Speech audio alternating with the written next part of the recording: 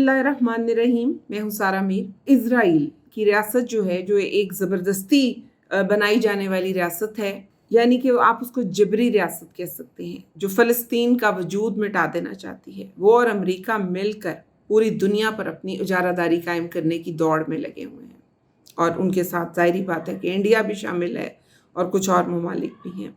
अब मसला ये है कि इज़राइल किसी अमन की करारदाद को कुछ नहीं समझता और ना वो मानता है। ये कैसे साबित होता है? 6 मुल्कों पर हमला करने से, जिनमें यमन है, लबनान है, ईरान है और अब मौजूदा सूरत हाल में कतर है, और उन्होंने वहाँ अमरीकी अड्डों का और किसी चीज़ का, उनकी किसी खिदमात का, मैं कहना चाहूँगी, कोई लिहाज ना करते हुए उनके ऊपर अटैक किया है, जिससे उन्होंने पूरी मुस्लिम उम्मा को ये पैगाम दिया है कि हम किसी वक्त भी कहीं भी घुसकर आपको मार सकते हैं। पहले शायद उनको कोई खौफ हो कि हम दुनिया में कोई 57 मुसलमान ममालिक हैं जिनके पास बेतहाशा दौलत है, जिनके पास असला है, जिनके पास मैन पावर है, जिनके पास अल्लाह के दिए हुए बेशुमार वसाइल हैं और बहुत सी ताकत है। शायद उनको कोई खौफ था जिसकी वजह से वो 2 स्टेट सोल्यूशन की तरफ सोच रहे थे, या ऐसी कोई खबरें सामने आ रही थीं जिसके अंदर फ़लस्तीनियों के लिए और कोई जगह मौजूद थी और उनके लिए कोई, उनके पास कोई ऐसा कॉर्नर मौजूद था जिसके ऊपर शायद वो सोच रहे हैं। लेकिन बड़े अफसोस से ही कहना पड़ता है कि मुसलमानों के रद्द-ए-अमल, कमज़ोर रद्द-ए-अमल और मुज़म्मती बातों से शायद उनको ये लगा है कि इसकी भी ज़रूरत नहीं है। एक अच्छी बात ये है, कतर में एक हंगामी इजलास मुसलमान हुक्मरानों का मुनक्किद किया और उसमें बहुत सारे ममालिक के जो सरबराहान हैं वो शामिल हुए। बड़ी धुआंधार तकरीरें भी हुई। उससे हम देखते हैं सबसे पहले कि पॉजिटिव जेस्चर किया जाता है। पॉजिटिव जेस्चर ये जाता है कि हम मुत्तहिद तो हैं, हम मुत्तहिद हो सकते हैं ज़रूरत पड़ने पर, वक्त पड़ने पर, और एकदम से इकट्ठे होकर इतना बड़ा हंगामी इजलास भी कर सकते हैं। लेकिन अगर हम उस इजलास के 25 पॉइंट्स, 25 अहम नुकात पर गौर करें, अब मैं यहाँ 25 के 25 नुकात को तो डिस्कस नहीं करूँगी, आपने सुने होंगे या देखे होंगे। जो मुझे समझ में आया है, मेरी अंडरस्टैंडिंग है, तो उसके अंदर तकरीरें बहुत अच्छी की गई हैं और बातें बहुत अच्छी की गई हैं।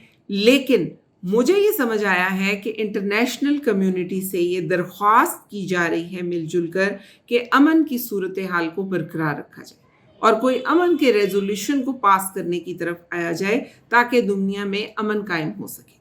और इसके अलावा जो तिजारती उनके साथ मुआहदे थे उनको भी बरकरार रखा गया है, जिसमें तकरीबन 2 खरब डॉलर्स का फ़ायदा अमेरिका को और उनको पहुंचाया गया है, जिससे एक तरह से ये भी है कि उनको शायद कोई खुश करने की खुशामदी कोशिश है, जिससे कोई फ़ायदा होता हुआ नज़र नहीं आ रहा। खुशामदी और खुशामद पसंद जो दोनों हैं, वो दोनों एक दूसरे का फ़ायदा नहीं कर सकते, क्योंकि दोनों की इंटेंशन ठीक नहीं होती।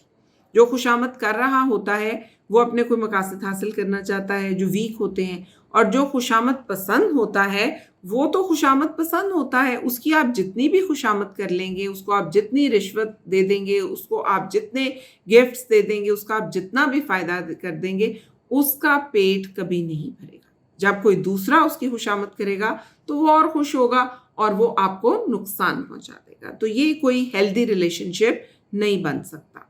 मुसलमानों की उम्मीद थी और जिसमें बहुत सी ऐसी बातें, तजावीज़ थीं जो मनवाई जा सकती थी, जिनमें मसलन ये है कि फ़लस्तीनियों को महफूज पनागाहें या उनकी जगह को महफूज बनाया जाए, उनको खुराक और दवाएं मुहैया की जाए, मुसलमान मुल्कों को ये इजाज़त हो कि वो उनकी मदद कर सकें खुराक के ज़रिए, दवाओं के ज़रिए और उनके लिए शेल्टर्स के ज़रिए।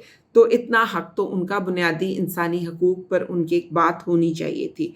दूसरी बात ये है कि अगर वो इस पर नहीं आते तो एयर स्पेस को बंद करने की बात हो सकती थी, फिर उसके बाद उनका सोशो इकोनॉमिक बाइकआउट करने की बात हो सकती थी, और जो ये 2 खरब के मुआहदे उनके साथ किए गए हैं उनको ख़त्म करने की बात हो सकती थी।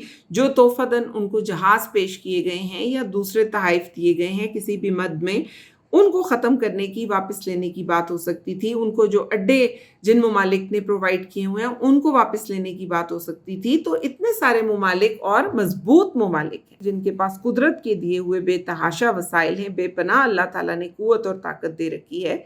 تو ان کو اس طرح کی بات مسلمانوں کے رائٹس کے لیے کرنی چاہیے تھی، اور یہ بنیادی انسانی حقوق کا معاملہ بھی ہے، صرف مسلمانوں کی بات نہیں ہے۔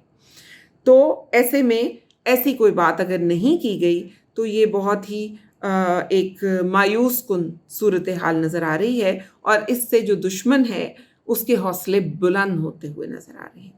اب ضرورت کس بات کی ہے کہ بحیثیت انسان اور مسلمان ہم سب کو شعور کی ضرورت ہے، آنکھیں کھولنے کی ضرورت ہے، بلند کرداری کی ضرورت ہے۔